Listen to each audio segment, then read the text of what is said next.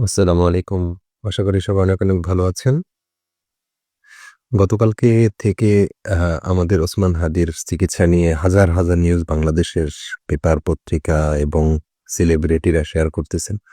আমি আসলে জানি না এসব নিউজের সোর্স কি? তারা নিজেরাই যেকোনো একটা নাম দেয়, ওসমান হাদির ভাই অমুক-তমুক বলেছে। কিন্তু আমার মনে হয় এরকম কেউ কিছু বলে নাই। আজকে দেখলাম নতুন আরেক গুজব, সেটা হলো ওসমান হাদির চিকিৎসা সিঙ্গাপুরে হচ্ছে না। এখানে নাকি চিকিৎসকরা ব্যর্থ হয়েছেন। সুতরাং তাকে যুক্তরাজ্যের লন্ডন না কোথায় নিতে হবে, এরকম কিছু নিউজ আসতেছে। আসলে এরকম কিন্তু কোনো কিছুই এখানে কোনো আলোচনা হয়নি। খুবই হাস্যকর লাগে বাংলাদেশী হলুদ মিডিয়াগুলা এরা উম মানে কি বলা হয়, তিলকে তাল করার ওস্তাদ। এই যে এখানে ওসমান হাদির চিকিৎসার জন্য এসেছে সিঙ্গাপুর জেনারেল হসপিটালে।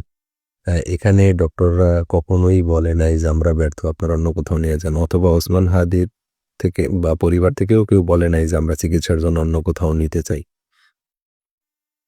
সিঙ্গাপুর জেনারেল হসপিটালের মানে তারা কতটুক পারে না পারে সেটা আসলে বলার কিছু নেই। আমাদের দরকার হলো ওসমান হাদি সুস্থ হোক এটা। কিন্তু এখানে জানা উচিত যে সিঙ্গাপুর জেনারেল হসপিটাল কোন লেভেলের অপারেশন করে, আপনাদের তার একটা নমুনা দিচ্ছি।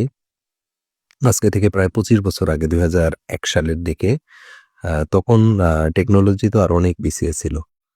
সেই সময়ে নেপাল থেকে আসা ২ টা বাচ্চা শিশু গঙ্গা এবং যমুনা নামে ২ বোন। ওদের জন্মগতভাবে মাথা জোড়া লাগানো ছিল এবং এই মাথা জোড়া লাগানো এতটাই কমপ্লেক্স ছিল যে তারা দুজনে কমন ব্লাড ভেসেল বা রক্তনালী শেয়ার করেছিল। যার ফলে এটা বলা হয়েছিল যে সবচেয়ে ঝুঁকিপূর্ণ অপারেশন।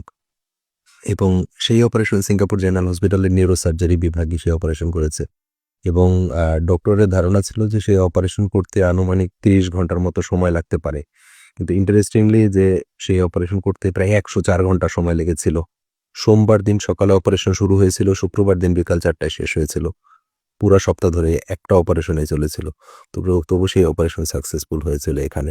যেটাকে বলা হয় পৃথিবীর ইতিহাসে সবচেয়ে দীর্ঘতম অপারেশন।